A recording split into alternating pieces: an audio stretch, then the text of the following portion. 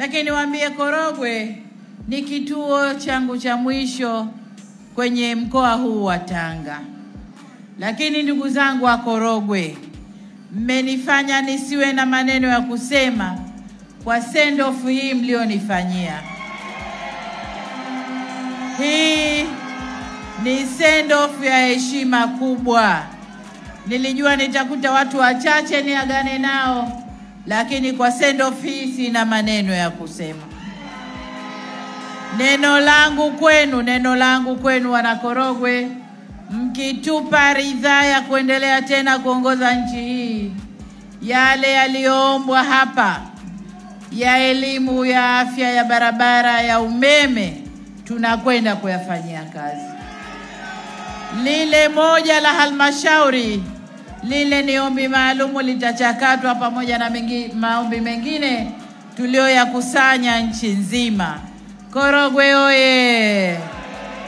Mimi ni waombe tarehe 29 mwezi ujao, 29 mwezi ujao wa 10, wote Mwenyezi Mungu atuamshe salama, na wote kwa pamoja twendeni kwa pamoja. Kama ni balozi, toa watu wako twende kwa pamoja. Kama ni mkuu wa eneo, toa watu wako twende kwa pamoja. Vijana, toweni watu waende kwa pamoja. Kama kuna wagonjwa, pengine mipango ya kuwapeleka wakapige kura. Twendeni kwa pamoja tukapige kura. Kwa nini nasema hivi? Nasema hivi kwa sababu watu wengi sana wanajitokeza kwenye mikutano. Mnaweza mkafikiria Chama cha Mapinduzi kimeshinda na mkalala usingizi.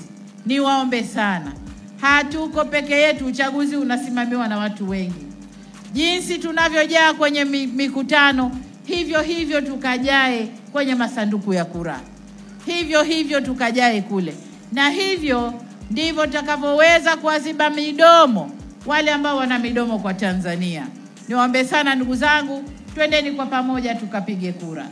Tukapige kura kwa nani? Kwa mgombea urais wa Jamhuri ya Muungano wa Tanzania ambaye ni mimi nazungumza hapa. Lakini kwa wabunge wetu wa majimbo ya maeneo yenu, Korogwe mjini, Korogwe vijijini, Bumbuli, wapi kule kwengine, Mlalo, Kilindi na maeneo yote mengine, twendeni tukapige kura wabunge. Lakini pamoja na wabunge ni madiwani ambao ndio wanaopokea fedha na kusimamia utekelezaji wa miradi.